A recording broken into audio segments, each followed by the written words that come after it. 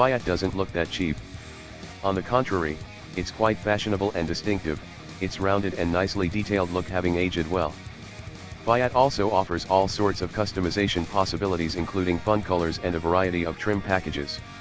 Our test car wasn't quite so eye-catching with its subdued grey rhino paint, but it did feature a sport package with tasteful darkened headlight bezels, a body kit, body color fascias, and 16-inch wheels that look larger than their size suggests given the petite stature of this car. It's teeny tiny. While the original Fiat 500 was widely known as a paragon of space efficiency, there's no getting around the current car's size when you try to stuff 4 adults inside. Yes, it can be done, in a pinch. Measuring a scant 139.6 inches long, the Fiat is nearly 2 feet shorter than a Honda Fit, and that shows in the rear seats. There's little legroom and limited headroom back there, and the cushions are thinly padded. The front seats provide a more spacious feel, and the 500 CS power retractable canvas roof takes that airiness to an even higher level. It has 3 primary positions: closed, halfway open for a sunroof-like aperture, and fully retracted back to the trunk lid. One benefit of a convertible top of this type is that it doesn't add much weight to the tiny Fiat, which tips the scales at just 2,479 pounds. There is a slight loss in structural integrity, as we noticed a bit of cowl shake and some rattles.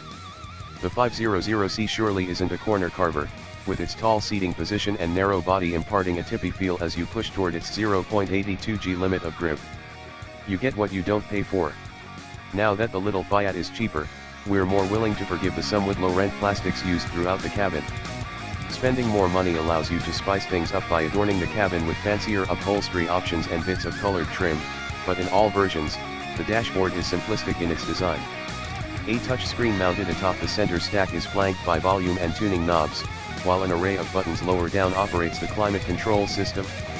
There are a few oddities, such as the power window controls located on either side of the shifter and the kitschy-looking digital gauge cluster. The car's touchscreen is a dumbed-down version of Fiat Chrysler's typically intuitive Yukon Next system. Compared with many other FCA vehicles' 8.4-inch screen, this little car has a little 5.0-inch unit with smaller buttons and touchpoints that make it more difficult to operate the various functions including audio, navigation, and phone connectivity. Small also applies to what's in the engine compartment, a 1.4-liter inline-4 with just 101 horsepower and 97 lb-ft of torque that has motivated the 500 since it first arrived on our shores. There's adequate pep to be had if you row the gears of the standard 5-speed manual. The optional 6-speed automatic saps a considerable amount of energy from the diminutive engine. If you want to get from 0 to 60 miles per hour quicker than 9.8 seconds, your only option now is the snorty Fiat 500 Abarth, which straps a turbocharger to the forepot to make a significantly more potent 160 horsepower. The in-between option, the 135 HP 500 Turbo, has disappeared from the lineup.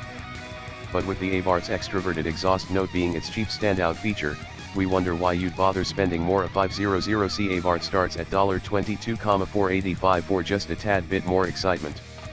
Better to keep it simple and stick to the 500's best attributes, its cheapness and its cheerfulness. Maybe the new lower price will help more Americans discover those virtues.